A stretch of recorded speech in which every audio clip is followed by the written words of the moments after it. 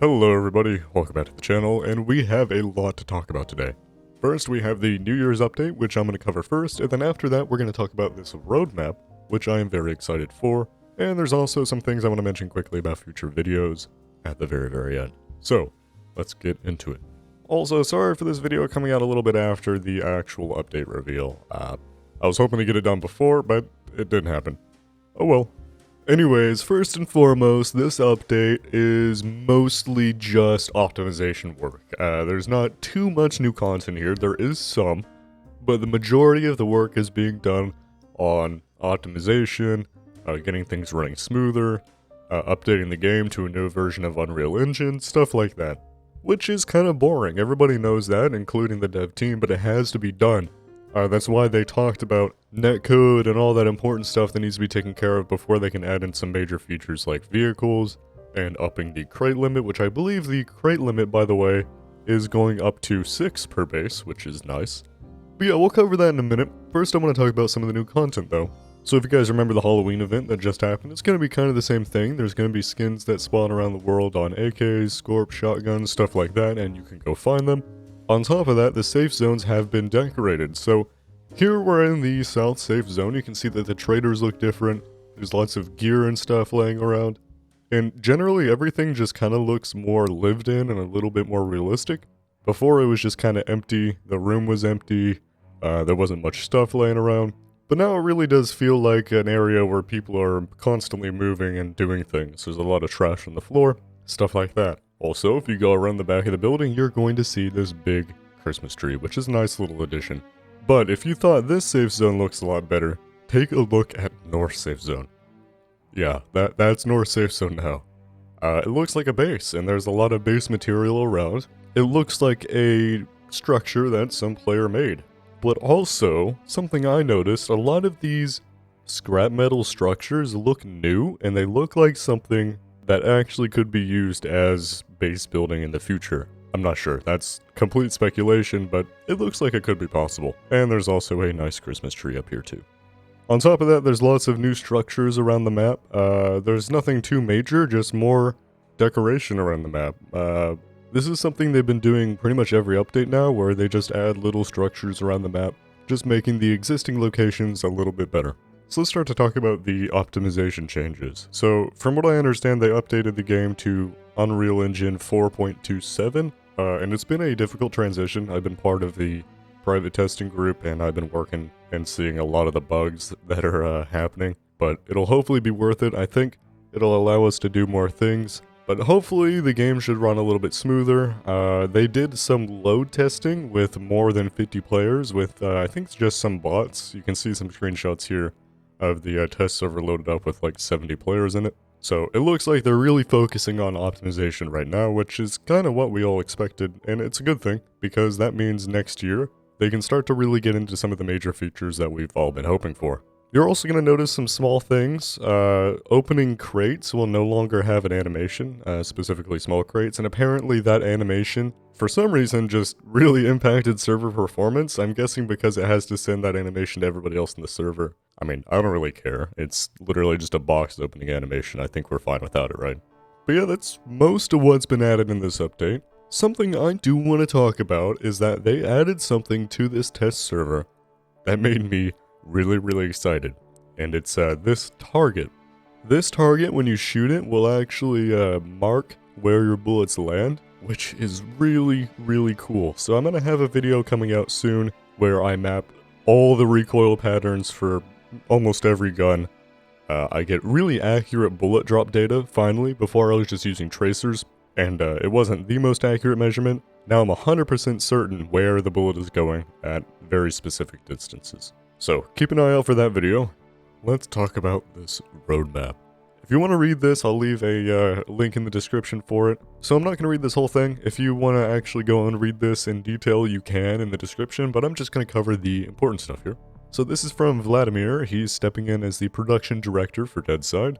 The Bad Pixel team will be rapidly growing to speed up development, shorten updates and delivery time, and improve the overall stability of the game. Team expansion is never an easy process, and we're hopeful for your support as we build up momentum. Yeah, it's a bit of a slow thing. Deadside has an outstanding community, your feedback is extremely valuable for the team, and we are working on improving this process. A major part of this improvement will be extended update staging on the public test server, prior to going live and establishing more convenient feedback channels for you to report issues and suggestions based on PTS, as well as voting for features. Cool, so it seems like the public can get more involved with updates before they're actually released, which is nice. We aim at delivering 6 major updates through 2022 and several minor updates in between. We'll be sharing the exact dates and detailed scope for every update closer, that's what it says, to its release. Meanwhile, here's an outline of the main points we'll be focusing on. So, first, the technical foundation and groundwork. The team did a fantastic job delivering the game in its current state to early access, and in Q1 to 2, we'll be focusing heavily on getting the project space ready for expansion. They've talked about this already, and yeah, it needs to happen, so I'm glad they're focusing on that first. We're talking movement optimizations, death and damage registration improvements, inventory item storage expansion, support for advanced base building and systems, vehicles, significant increase in encounters density on the map, etc. So just general netcode improvement and getting the game ready to handle some more extreme features. Spawn system overhaul. Okay, what is this? We're working on a design for a new spawn system with custom respawn markers and more control on the way players are spawned on the map. Though being relatively cheap to implement, this feature has a significant impact on gameplay and balance. It will take several iterations in the PTS for it to hit all the live servers. Custom respawn markers and more control on the way players are spawned on the map. Interesting. Maybe you can pick a certain region you can spawn in, or maybe, I don't know what this entails, but it sounds fun. Resources and craft system redesign and expansion. Current state of this system in the game is the first step towards its original design with weapons disassembling, crafting, and improvement, and during 22 we'll be adding a lot of features. Okay, so that sounds a lot to me like weapon durability and probably durability for a lot of other stuff too, with the ability to craft things and improve things, which I really like. I know some of you are worried that Deadside is going to maybe go too far into the survival space. I don't think that's going to happen. I think this is mostly for balance reasons, because right now there's no gear syncs. An M99 that is spawned in will just be passed around between players, but it's not going anywhere, you know? So after a certain amount of time, everybody has M99s because nobody sells them. With weapon durability, they will eventually break, or you will need to spend resources to improve them, you know? It's going to help keep the economy balanced for longer. PvE events, missions, map density, and expansion. Over the course of 2022, we'll be adding new non-combat mechanics, missions with unique rewards, PvE events, uncharted encounters, and much more. Okay, so just generally expanding the PvE and things to do in the map, which is good. Weapon system and content overhaul. This is what I'm probably the most excited for outside of maybe vehicles. Deadside strikes a great balance between arcade and realistic gunplay. Yes, it does. But as many of you mentioned, it lacks distinct division between weapon classes for CQB, mid-range, and long-range, and the balance across all weapons lineup could be better. Yeah. It's actually decent. Weapon balance-wise, I think is okay right now, but 50 cal is kind of broken, and the economy's kind of broken too, so rarity isn't really a factor, but we'll be addressing all of it in the nearest updates, as well as adding more depth to the weapon system itself, with features like more detailed recoil feedback pattern, progressive spread, damage drop, and overhauled ballistics over mid to long range distances. On top of that, we'll be adding improved sound positioning, good, reworking all gun sound effects, and animation. So yeah, just general weapon overhaul, more features on it, better recoil, stuff like that.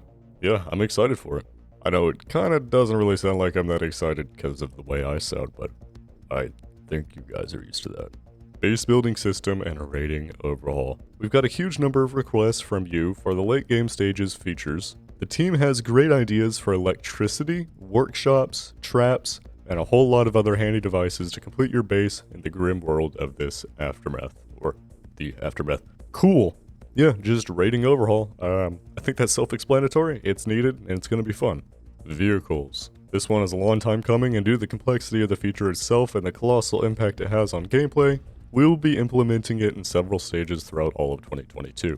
First stage, propeller swamp boats. Oh, interesting. And rivers to support it will be introduced in Q2, so it's going to be a bit, with land vehicles to follow in Q3. We will share more info as we progress with this feature. Sweet, that's going to be great.